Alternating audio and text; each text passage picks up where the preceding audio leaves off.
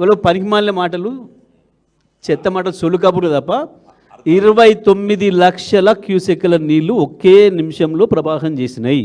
29 లక్షల టీఎంసీలు అంటే మీ అవగాహన కొరకు, మీ మీన్స్ మీ ఉత్తమ్ కుమార్ రెడ్డి అవగాహన కొరకు చెప్తున్నా, 250 నుంచి 260 టీఎంసీల నీళ్లు ఒకే నిమిషంలో పోతే కూడా భద్రాచలం ఉంది.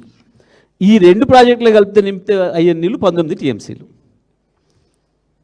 ఇవాళ ఇప్పుడు పోతుంది కదా వరద, గంట కంటే ఎక్కువ వరద పోదు, 2 పోతే కూడా. అర్థమైందా? పోవు.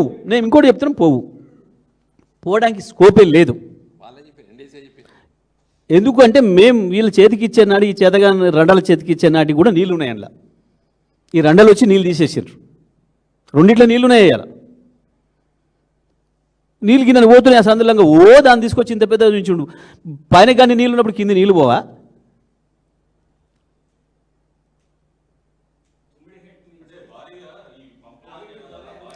ఒక్కరు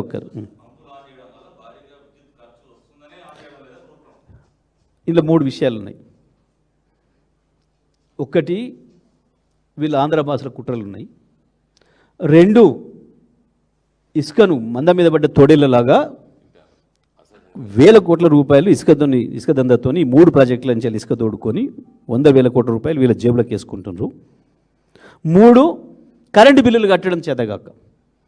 ఎందుకు కట్టాలో? ఉచితంగా రైతుల కరెంటు బిల్లులు బయట ఆ పైసలు ఉడకనిస్తే కమిషన్ వస్తుంది కదా, కమిషన్ రాదు.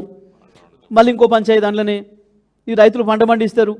పంట పండించాలంటే ఇప్పుడు ఇతరాల పంచాయతీ, ఎరువుల పంచాయతీ. ఎరువులు ఏమంటారు?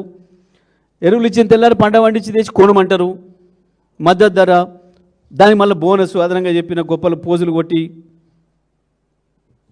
ఉత్తర కుమార్ మాటలు మాట్లాడి చెప్పిన బోనసు కొనాలి. ఇన్ని పంచాయతీలు ఎందుకు?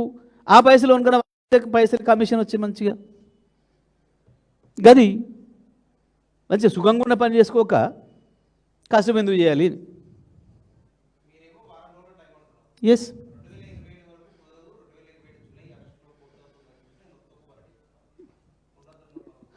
నీ బొంద నువ్వు చెప్పేది ఏంది? మేము వస్తే తెల్లారి ఒకటే రోజులో ఆన్ చేస్తాం, 1 నిమిషంలో ఆన్ చేస్తాం బటన్. అప్పటిదాకా ప్రజలేం ఉండనియరు అనుకుంటున్నామేమో.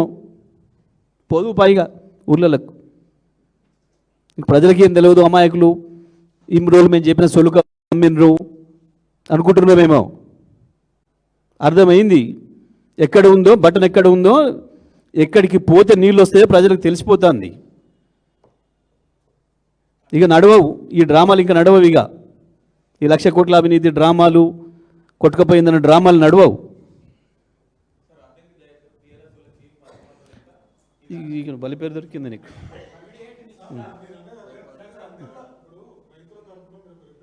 మంత్రులే చేతగాక ఎరుస్తుంటేనేమో గాలముచ్చింది.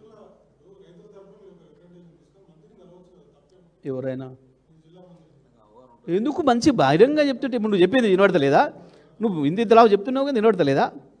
కొంచెం సౌండ్ ఎక్కువ పెట్టుకొని మేము మాట్లాడి అన్నీ ఓపెన్గా చెప్పినాం. వాళ్ళలాగా మాకు ఇవ్వు అంటే ఉత్తరాలు రాసే అలవాటు ఏం లేదు.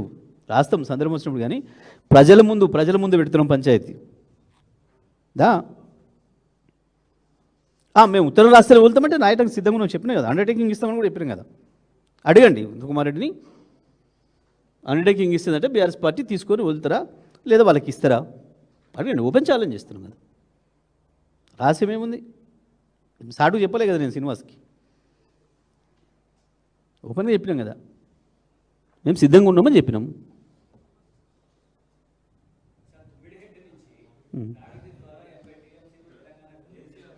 ఎందుకు చేస్తలేవు మరి? ఎందుకు తేలే? ఎవడు ఆపిండి? 2.5 ఏళ్ళ నుంచి ఎవడు ఆపిండు? పట్టుకరా భయ్. 9 హట్టి నుంచి చేస్తావా, 9 హట్టి నుంచి చేస్తావా, ఇంకో హట్టి నుంచి చేస్తావా, ఇంకో 30 నుంచి చేస్తావా? పట్టుకరా. ఎవడుద్దానండి నాపినమా? 2.5 ఏళ్ళు అయిందా ఏమన్నా ఇంచు? ఇలా ముఖాలకి ఇంటర్వ్యూ ఇస్తలేరనే ఏడవబట్టిరి.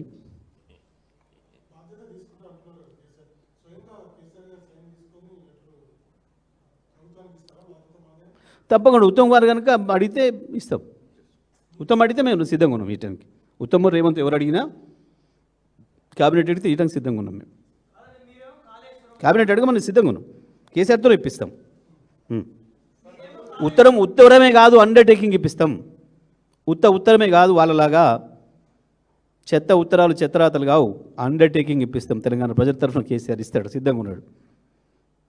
తెలంగాణ కొరకు ప్రాణం వేయడానికి ఉన్న సిద్ధంగా ఉన్న కేసీఆర్ తన ముందు తను కట్టి అద్భుతంగా చేసిన దాన్ని నాశనం చేస్తుంటే ఎట్లా ఊరుకుంటాడు? మళ్ళీ దీనికైనా సిద్ధంగా ఉన్నాడు కేసీఆర్.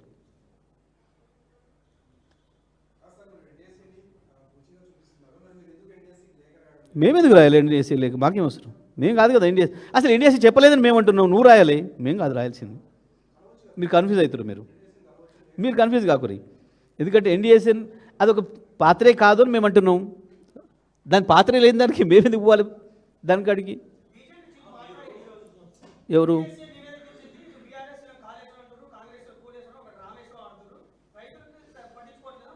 మరి నువ్వే కొజ్జేశ్వరవా? నువ్వు కొజ్జేశ్వరం ఇస్తున్నావా? నువ్వేమేస్తున్నావు? నువ్వు కొజ్జేశ్వరం ఇస్తున్నావా? నువ్వేమేస్తున్నావు? ఏమిటుకున్నావు? ఏం చేస్తున్నావు? ఏంది నీ డ్రామాలు? ఏంది?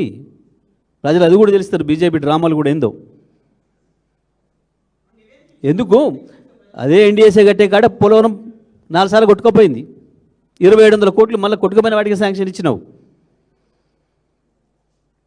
ఎందుకు ఎన్డీఎస్ఏకు నా ఎస్ఎల్బీసీ కనపడలే? చచ్చిపోయిన శవాలు ఎందుకు కనబడతలే? వాడు ఇంకా తీయని దేనికి? మాట్లాడడానికి ఉండాలి కొంచెమన్నా.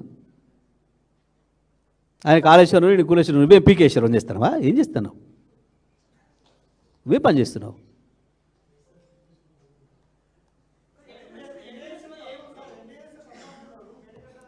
అరే మీరు లేని దాని గురించి ఎందుకు పైకి ఇంతమంది ఎందుకు? ఆయన చెప్పిండు ఉత్తమ్ కుమార్ రెడ్డి, ఆ ఉత్తమ్ కుమారే చక్కగా బుర్రలేక మాట్లాడితే మీరెందుకు కానీ ఒకటి మీరు అడగాల్సిందల్లా కన్నెపల్లి పంప్ హౌస్ ప్రారంభం చేయడానికి ఏ అభ్యంతరాలు ఆన్ చేయొచ్చు అని చెప్పి బీఆర్ఎస్ ఛాలెంజ్ చేస్తుంది, దేనికైనా సిద్ధంగా ఉంది, నువ్వేమంటున్నావు అని చెప్పి ప్రభుత్వాన్ని అడగండి. Right, thank you.